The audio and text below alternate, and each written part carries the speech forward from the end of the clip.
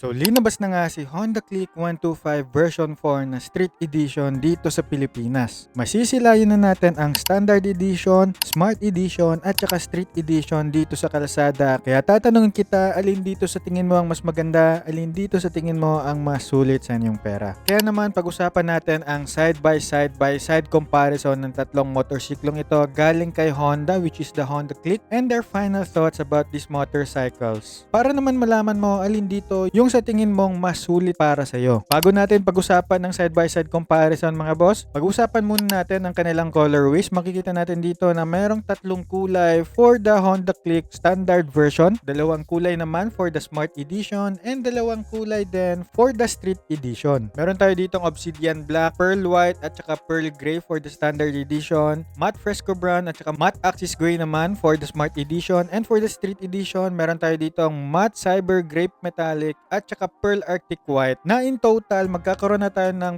itong colorways for the Honda Click 125 version 4. Now when it comes to pricing, makikita natin dito that meron na tayong price increase simula nung pagkaka-release nila dito. I think it was 6 months ago, around February yata. But dahil nga nag-release sila ng bagong variant dito sa Pinas, meron na tayo ditong updated prices. Unahin natin dyan kay Standard Edition na merong 82,400 na naging 83,000 pesos. Kay Smart Edition na 86,900 na naging 87,700 pesos. And for the Street Edition, meron tayo ditong 90,000 pesos. So for the pricing ba, okay ba kayo? Pag-usapan natin dyan sa comment section. Ngayon, pag-usapan na natin yung kanilang side by side comparison. Mga bossing, makikita natin dito sa all LED light system nila na halos magkapareho lang naman sila na LED light yung kanilang headlight at saka rear tail light dito. So design wise of its LED light system, pareho tayo magkakaroon ng magandang experience for these motorcycles. And when it comes to engine naman, makikita natin dito that both of these motorcycles ay pareho ding merong 125cc na displacement, naka liquid cooled, may PGM-FI at saka naka Honda ESP engine na rin tayo dito. And sasabihin ko dito ulit sa video na to mga boss na isa talaga si Honda sa napakagandang mga motorsiklong nagawa dito sa Pinas kasi naka liquid cooled na sa 125cc displacement category. And when it comes to mags and tires naman, makikita natin dito na iba-iba yung kulay nila kapag i-consider nyo si Standard Edition, si Smart Edition at saka si Street Edition. So parang plain black lang nga pala yung kulay dito for the Standard Edition. Tapos mayroong pagka brownish na dark bronze yung kulay dito ni Smart Edition. Samantalang kay Street Edition is that napakatingkad ng kulay niya dito. Tapos I think gold naman yung color for the white colorway kay Street Edition mga boss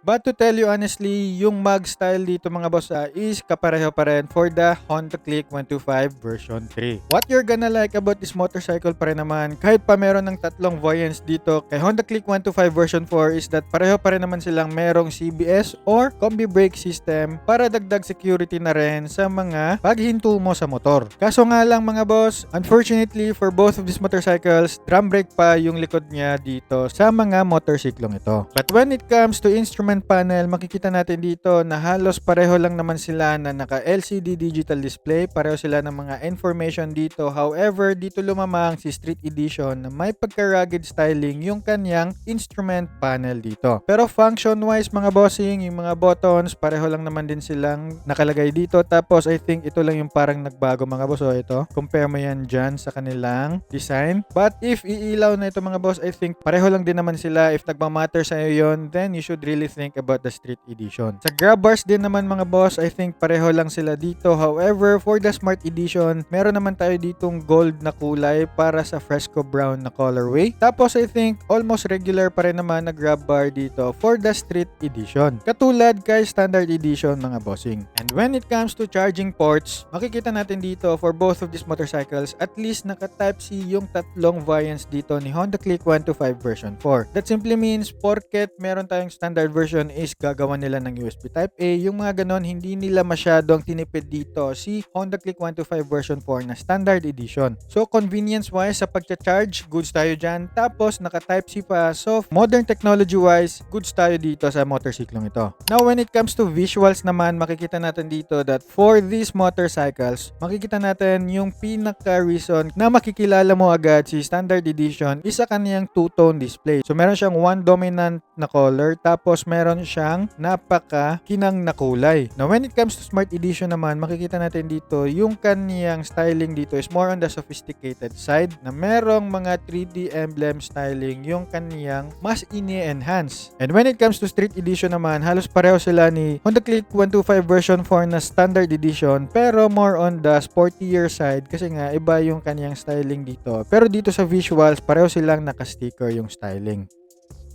Again, when it comes to styling, yung handlebars, iba dito for the Honda Street Edition, which is magi-stand out ka talaga. I think isa talaga to sa magiging selling point why you're gonna buy this motorcycle over the two na si Smart Edition at si Street Edition. Since wala akong mahanap agad kay Standard Edition, ayan, let's just assume iba lang yung kulay dito. But all in all, pareho silang handlebars na style for the Standard at saka kay Smart Edition. Or let's just say, mukha talaga siyang pang scooter type na regular casual motorcycle na makikita mo sa daan. Now when it comes to auto start stop system or ISS ang tawag kay Honda, na which means idling stop system, unfortunately for the Standard Edition wala na tayong ISS mga bossing. Tapos sa Smart Edition at Street Edition, both of these motorcycles naman ay meron. So if kino-consider mo sana si Standard Edition, unfortunately mga bossing wala na tayong ISS dyan for the Standard Edition. Maganda kasi sa feature na to mga boss is that if your motorcycle is umaandar tapos naka full stop tayo sa isang matraffic na daan, the engine will automatically shut down para makapagtipid sa ating fuel efficiency. But when it comes to underseat compartment storage naman mga bossing, pareho naman tayo dito na merong 18 liters of luggage box. So it can mean a lot para sa mga motorcycle riders mga boss kasi pwede magkasya dito ang half face helmet na suot-suot nyo, kaya naman malaking chance na hindi nyo na need agad bumili ng top box if ever gusto nyo man, diba? But when it comes to key system, unfortunately, dito naman tayo ulit medyo madedehado kay Standard Edition na naka-key shutter system lang, in which if you Smart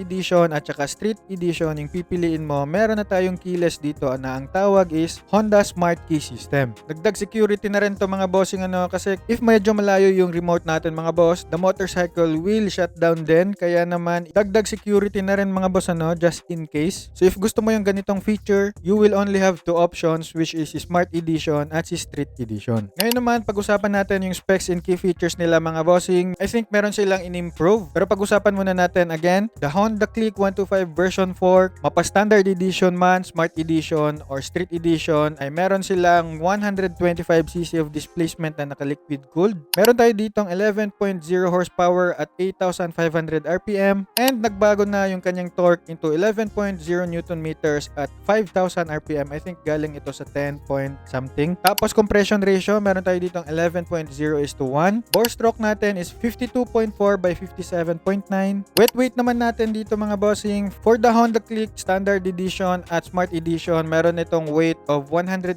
kilograms, tapos 113 kilograms naman for the Honda Click Street Edition. Ayun lang. So if medyo nagmamatter sa'yo yung 2 kilos, kailangan mo talagang pag-isipan yan. Now when it comes to fuel capacity, these motorcycles naman ay merong 5.5 liters, 50.3 kilometers per liter naman yung kanyang fuel efficiency. That would give us a total estimated range of 276.65 kilometers na pwede mong gamitin sa motorsiklo mo if naka full tank ka. In fairness mga boss sulit na rin to. Naka CVT auto na nga rin pala tayo dito. Meron tayo ditong ACG starter. Meron tayong auto start stop na napag-usapan natin kanina. Kaso nga lang, naka 2 valves tayo dito na naka single overhead cam. Kaya naman, if gusto mo ng motorsiklong may dulo, I think 4 valves yung hanapin mo. Unfortunately, for these motorcycles, naka monoshock lang to. If edyo makukulangan ka sa monoshock sa rear suspension. Wala naman masyadong nagbago dito sa dimensions natin mga bossing. Pareho-para naman na tong merong 769mm of seat height, 131mm of ground clearance, 1,280mm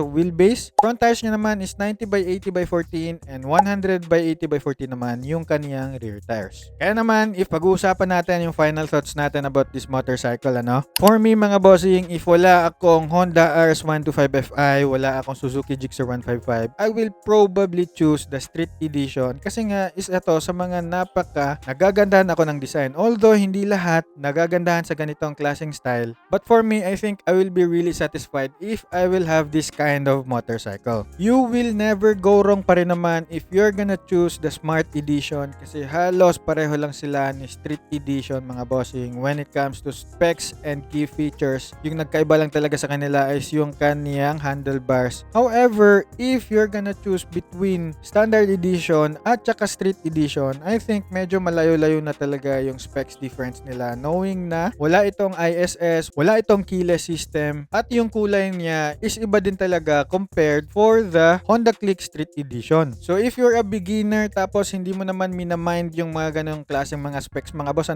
hindi ka na rin din lugi dito for the Honda Click Standard Edition since halos meron na rin siya ng mga specs ni Smart at saka Street Edition. Meron na itong CBS, meron itong napakagandang LED headlights at saka rear light, meron itong instrument panel na LCD digital display, merong CBS or combi brake system, tapos meron na rin itong gulay board, dagdagan mo pa ng 18 liters of underseat compartment, naka-tubeless pa. So I really think yung mga na-mention ko, meron si Smart Edition at saka si Street Edition. Limited lang talaga si Standard Edition sa keyless at saka sa ISS. So for me mga bossing, Honda Click 125 version 4 Street Edition yung gustong gusto ko talaga dito, but I wanna know your thoughts. Alin dito sa tingin nyo ang mas maganda? Alin dito sa tingin nyo ang pinakasulit sa inyong pera? Knowing that the price of the Street Edition is 90,000 pesos, halos magkalapit na kay Yamaha Lexi. So I wanna know your thoughts. Pakilagay na lang dyan sa comment section. And if nagustuhan nyo yung mga ganitong klaseng videos, you can follow me for more. Like this video na rin and make a comment down below if meron ka mga questions or suggestions na pwede natin pag-usapan dyan together with the community. You can also support me by purchasing helpful products dyan sa mga affiliate videos ko. And always remember lang to ride safe and see you in my next video.